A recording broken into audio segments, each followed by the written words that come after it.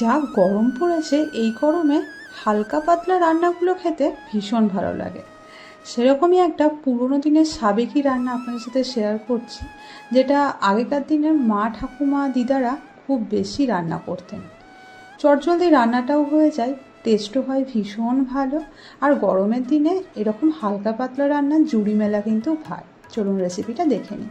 নমস্কার, আমি অর্চিতা, অর্চিমিট রেসিপি মার চ্যানেলে সকলকে স্বাগত জানাই নতুন রেসিপিতে। আশা করি আপনারা সকলেই খুব ভালো আছেন।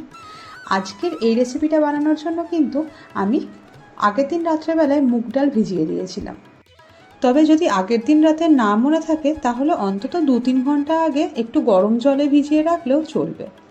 এবারে মুগ ডালটাকে ভালোভাবে ধুয়ে নিয়ে একটা ব্লেন্ডারের জার নিয়ে তাতে মুগ ডাল এবং 2টো লঙ্কা অল্প একটু জল দিয়ে একটা মিহি পেস্ট বানিয়ে নিতে হবে। তারপরে একটা বাটির মধ্যে ওই মুগ ডাল বাটাটা নিয়ে নিতে হবে এবং তারপরে ওই মুগ ডাল বাটাতে বেশ কিছু মশলা অ্যাড করে দেবো। মশলা হিসেবে আমি এখানে যেমন নিয়েছি নুন, চিনি, কালো জিরে, অল্প একটু হলুদ এবং অল্প একটু পরিমাণে হিং। যেহেতু রান্নাটা নিরামিষ রান্না, তাই হিং দিলে কিন্তু খুব সুন্দর একটা টেস্ট আসে। অবশ্যই মুগ ডাল বাটার পরিমাণ অনুযায়ী নুন এবং চিনি এবং তার সঙ্গে এই হিঙের পরিমাণটা কিন্তু আপনারা বাড়া কমা করে নেবেন। এবারে সমস্ত উপকরণগুলো মুগ ডাল বাটার সঙ্গে খুব ভালোভাবে মিশিয়ে নিতে হবে। তবে এই যে মুগ ডালের পেস্টটা বানালাম, এটার কিন্তু আলাদা কোনো অপশন নেই। অর্থাৎ আপনারা কিন্তু এই রান্নাটা মুগ ডাল বাটা দিয়েই বানাতে হবে, কোনো মটর ডাল বা মসুর ডাল দিয়ে কিন্তু এটা রান্না করা যাবে না। তারপরে ওই একই ব্লেন্ডার জারে দিয়ে দেবো পোস্ত। আমি এখানে বেশ খানিকটা পরিমাণে পোস্ত নিয়েছি, ওই ধরুন 4 টেবিল চামচ পরিমাণে। তাতে দিয়ে দেবো একটা কাঁচা লঙ্কা এবং তারপরে অল্প একটু জল দিয়ে এটারও একটা মিহি পেস্ট বানিয়ে নিতে হবে। অন্যদিকে একটা কড়াই বসিয়ে কড়াইটা গরম করে নিয়ে তাতে দিয়ে দেবো বেশ কিছুটা পরিমাণে সর্ষের তেল। তেলটা গরম হয়ে গেলে আগে থেকে বেটে রাখা ওই মুগ ডালের পেস্টটা অল্প অল্প করে তেলের মধ্যে দিয়ে বড়া আকারে দিয়ে মুগ ডালের বড়া বানিয়ে নিতে হবে। মুগ ডালটা যখন বাটবেন খুব বেশি শক্ত করে বাটবেন না, জল দিয়ে একটু পাতলা পাতলা করেই বাটবেন। কারণটা পরে বলি।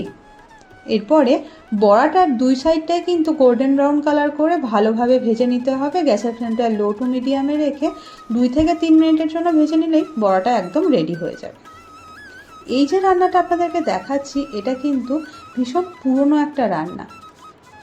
যখন ছোটোবেলাতে মা এই রান্নাটা করতো তখন খেতে খুব একটা ভালো না লাগলেও এখন বুঝতে পারি রান্নাটার কী টেস্ট।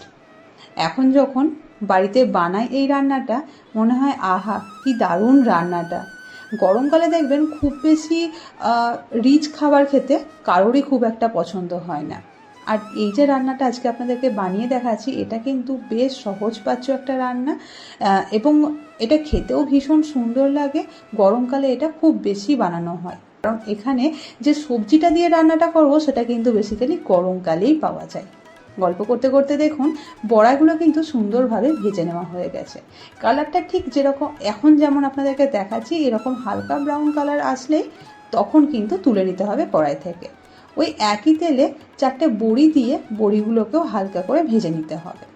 আজকের যে রান্নাটা আমি করছি এই রান্নাটায় ট্র্যাডিশনালি বড়ির ব্যবহার হয় না, তবে বড়িটা যেহেতু আমার খেতে বেশি ভালো লাগে এবং আজকের এই রান্নাটাতে চাইলে বড়ি অ্যাড করাই যেতে পারে, তাই আমি বড়িটা অ্যাড করেছি। আপনারা চাইলে অ্যাড করবেন, না হলে স্কিপ করতে পারেন। তারপরে বড়িগুলো ভেজে তুলে নিয়ে ওই একই তেলে 1/2 চামচ পরিমাণে কালো জিরে এবং একটা শুকনো লঙ্কা দিয়ে হালকা কয়েক সেকেন্ড ভেজে নেওয়ার পরে দিয়ে দেবো ডুমো ডুমো করে কেটে রাখা ঝিঙে। এতক্ষণে অনেকেই নিশ্চয়ই বুঝতে পেরে গিয়েছেন আজকের রান্নাটা কি করছি। বুঝতে পারলে কিন্তু কমেন্ট বক্স খোলাই রয়েছে, লিখে জানান কি রান্না করছি আমি। কয়েক সেকেন্ডের জন্য ঝিঙেটা ভেজে নেওয়া হয়ে গেলে অল্প একটু নুন আর হলুদ দিয়ে আরও 1-1.5 মিনিটের জন্য ভেজে নিয়ে তারপরে এরকম ডুমো ডুমো করে কেটে রাখা টমেটোও দিয়ে দেবো। এবারে টমেটো আর ঝিঙেটাকে আরও 1.5 থেকে 2 মিনিটের জন্য ভেজে নেব এবং যখন দেখবেন ঝিঙেটা থেকে একটু জল বেরোতে লেগেছে, নরম হয়ে গেছে ঝিঙেটা, তখন আগে থেকে বেটে রাখা পোস্তটা দিয়ে দেবো কড়াইতে। তারপরে পোস্ত দিয়ে ভালোভাবে ঝিঙে এবং টমেটোটাকে নাড়াচাড়া করে পোস্তটাকে হালকা ভেজে নেব এবং তারপরে দিয়ে দেবো এখানে জল। ওই পোস্তর বাটি ধোয়া জলটাই আমি এখানে অ্যাড করেছি। 2 থেকে আড়াই মিনিটের জন্য পোস্ত দিয়ে ভালোভাবে কষিয়ে নেওয়ার পরে জল অ্যাড করতে হবে। আপনাদের যেরকম গ্রেভি প্রয়োজন সেরকম জল অ্যাড করবেন। ঝিঙেটাকে একটু ভালোভাবে সেদ্ধ করার জন্য আমি বেশ কিছুক্ষণ ফুটিয়ে নেব। আর তার সঙ্গে ভেজে রাখা বড়িগুলো অ্যাড করে দিতে হবে, যাতে বড়ির ফ্লেভারটা রান্নাটাতে সুন্দরভাবে অ্যাড হয়ে যায়। ঝিঙেটা আরও একটু নরম হতে বাকি আছে, তাই আরও 3-4 মিনিটের জন্য ফুটিয়ে নিতে হবে। এবং তারপরে যদি আপনাদের মনে হয় গ্রেভির পরিমাণটা কমে গেছে, চাইলে জল অ্যাড করতে পারেন। আমি এখানে আগে থেকে ভেজে নেওয়া বড়াগুলো দিয়ে দিলাম। এবার বড়াগুলো দিয়েও কিন্তু আরও 2-2.5 মিনিটের জন্য ভালোভাবে ফুটিয়ে নিতে হবে, যাতে যে গ্রেভিটা রয়েছে সেই গ্রেভিটা বড়ার মধ্যে ঢুকে যায়। আর এর আগে বললাম না, বড়াটা একটুখানি যখন মুগ ডালটা বাটবেন নরম করে বাটবেন, যাতে বড়াগুলো বেশ নরম হয়, কারণ এই যে গ্রেভিটা সেগুলো যেন সুন্দরভাবে বড়ার ভেতরে ঢুকে যায়, যার ফলে বড়াটাও নরম হবে আর খুব সুন্দর একটা টেস্টও আসবে। 2-2.5 মিনিট ভালোভাবে ফুটিয়ে নেওয়ার পরে গ্যাসের ফ্লেমটা অফ করার ঠিক আগে দিয়ে দিতে হবে এখানে কাঁচা সরষের তেল। এতে টেস্টটা কিন্তু ভীষণ সুন্দর হয়। তারপরে গ্যাসের ফ্লেমটা অফ করে দিয়ে কিছুক্ষণ ঢেকে রেখে তারপরে সার্ভ করুন এই সুন্দর পুরনো দিনের রেসিপি মুগ পোস্ত।